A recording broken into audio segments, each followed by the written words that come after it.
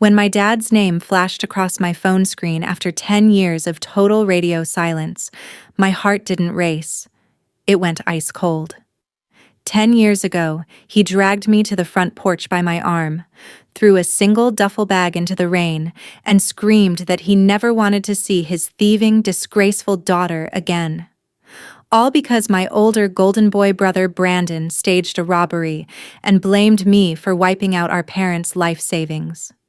I survived on friends' couches, worked double shifts, and built a successful life completely from scratch.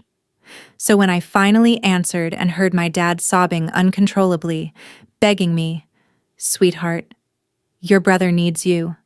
We need you too," I didn't cry. I asked him what happened. And when he told me the truth about what Brandon had done to them, I didn't feel pity. I couldn't stop laughing. My name is Brooke Harrison. I'm 30 years old, and if you saw me today in my executive office, tailored suit, and quiet life, you'd never guess how my adult years actually began. 10 years ago, when I was just 20, my entire world was ripped away from me in a single evening. Growing up, the rules in our house were unwritten but absolute. My older brother Brandon was the golden child. He could do no wrong. I was just the quiet, hard-working younger sister whose achievements were routinely ignored, while Brandon's smallest efforts were celebrated with praise and rewards. Then came the night that changed everything.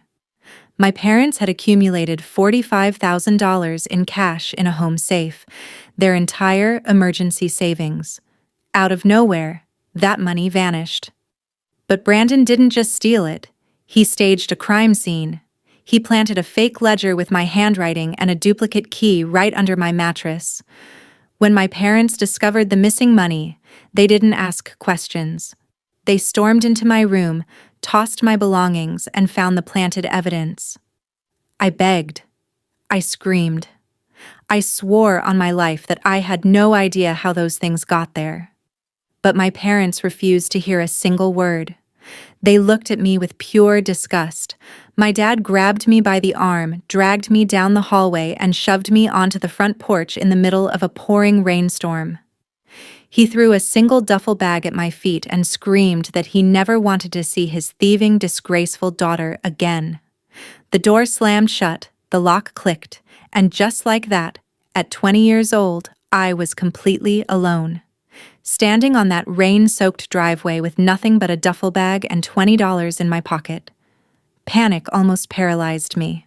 For the first few weeks, survival was my only goal.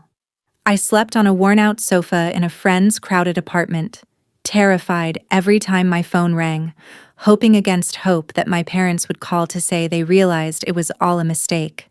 That call never came. Instead, reality set in. I took on every night shift I could find, bussing tables at a diner until 3 a.m. and working as a receptionist by day. The physical exhaustion was brutal, but the emotional damage was worse. Being disowned for a crime you didn't commit leaves a quiet, hollow ache in your chest. But eventually, that heartache turned into pure, sharp determination. I realized nobody was coming to save me. I had to save myself. I saved every spare penny, enrolled in night classes, and earned my real estate license. I poured my anger and grief into my work, working 18-hour days without complaint. While Brandon was back home leeching off our parents, I was closing my first property deals.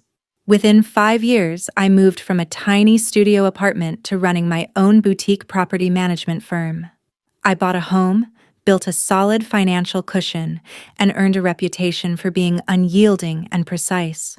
I deliberately cut all remaining ties to my old hometown, changed my contact information, and built a life where my worth wasn't determined by a family that discarded me. I had finally found my peace, completely unaware of the storm brewing back home. What I didn't know during those 10 years of total silence was that my former home was slowly crumbling from the inside out. Without me there as a scapegoat, Brandon's true nature had nowhere left to hide, though my parents spent a decade aggressively blinding themselves to it. With his easy target gone, Brandon turned his appetite for easy money directly onto our parents. He became a master leech, weaponizing their unconditional love and favoritism. First, it was small, seed money requests for absurd business ideas that vanished into thin air. Then came fake investment schemes, phantom crypto crashes, and constant emergency loans to settle vague, pressing debts. Instead of demanding accountability, my parents handed over their wallets every single time.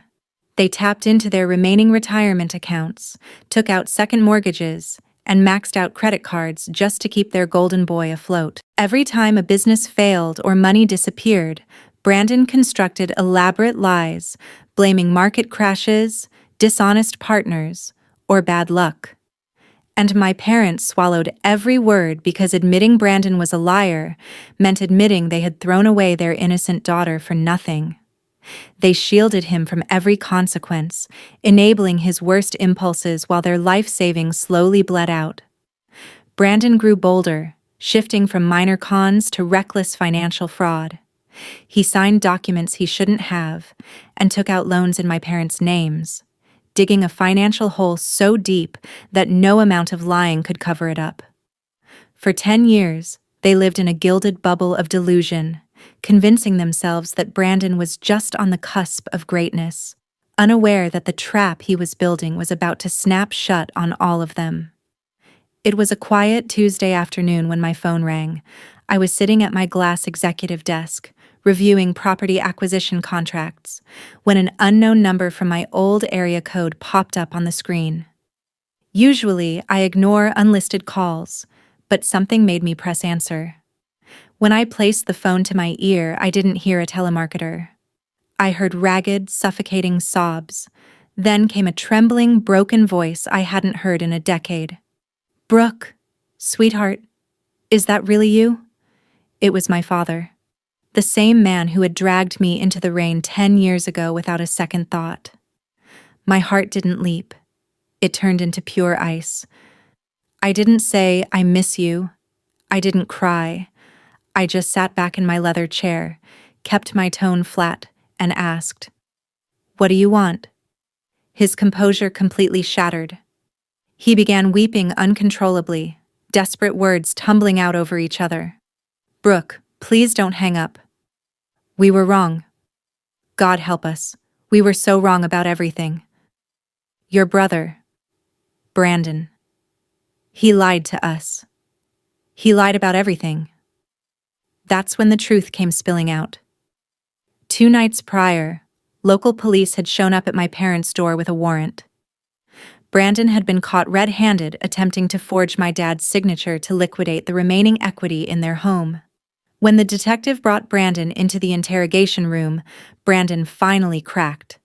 Facing felony fraud charges, he broke down and confessed to everything, including the truth about the missing $45,000 10 years ago. He admitted he had stolen the cash to pay off a loan shark and framed me with a planted key and a fake ledger because he knew my parents would never suspect him. My parents had spent 10 years realizing their golden boy was a predator, and their innocent daughter was the collateral damage. My dad's voice trembled through the speaker as he laid out the full nightmare they were living. The police charges against Brandon were only the beginning.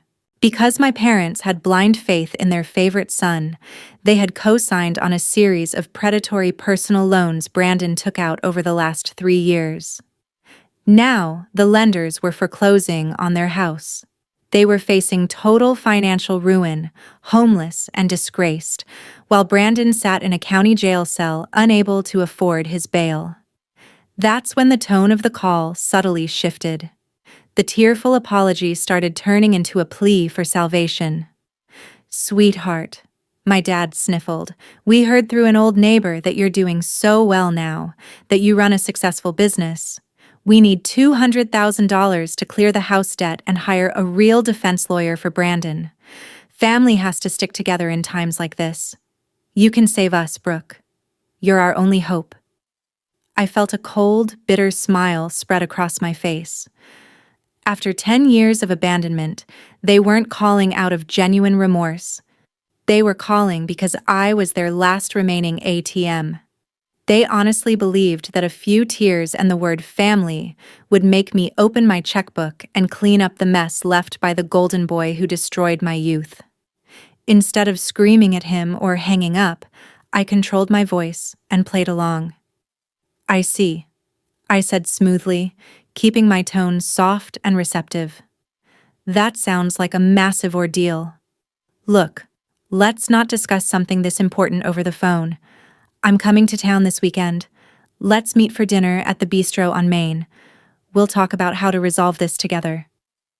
My dad let out a breath of pure relief, believing his prodigal daughter was coming home to rescue them. He had no idea he was walking right into a trap. The ambient lighting of the upscale restaurant sat in stark contrast to the thick, suffocating tension at our table.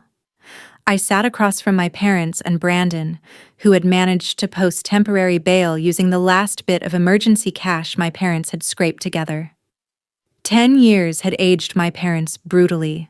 Their eyes were sunken, their clothes slightly faded, their postures defeated. Brandon sat next to them, looking pale, restless, and utterly humiliated. For the first 15 minutes, my parents put on a pathetic performance of warm nostalgia, trying to act like a loving family catching up after a long vacation. They complimented my clothes, gasped at my success, and dropped continuous hints about how blessed I was to be doing so well financially. Brandon kept his head down, mumbling half-hearted apologies about how things got out of hand back then. They were waiting for the moment I'd reach into my leather purse and pull out a checkbook. When the main courses arrived, my dad leaned in, his voice hushed and hopeful. "So, Brooke, about the house foreclosure and Brandon's defense lawyer. Have you decided how much you can transfer to our account to handle this?" I took a slow sip of my water, set the glass down with a soft click, and looked each of them dead in the eye. "I'm not transferring a single cent," I said, my voice quiet, clear, and perfectly steady. The fake smiles on their faces instantly froze. My mother gasped, and my dad's face twisted in shock. "What do you mean?" he stammered. "You said we'd resolve this together." I leaned forward, placing my hands flat on the table. "We are resolving it. Brandon is finally going to pay for what he did, and you two are finally going to face the reality of who you raised." I reached into my bag, pulled out a thick legal folder, and dropped it onto the table between them with a heavy thud. "In this file are sworn affidavits from my legal team," I explained coldly. "I have formally submitted Brandon's full confession to the prosecutor handling his case. I am not dropping charges, and I am certainly not paying off his fraudulent loans. And as for the house, you traded your innocent daughter for a thief 10 years ago. You can live with the house you lost to save him." My mother burst into tears, while my dad slammed his fist on the table, calling me heartless, selfish, and ungrateful. Brandon just stared at the folder, his face drained of all color, knowing his freedom was officially gone. I stood up, adjusted my coat, and looked down at the broken remains of the family that once threw me away.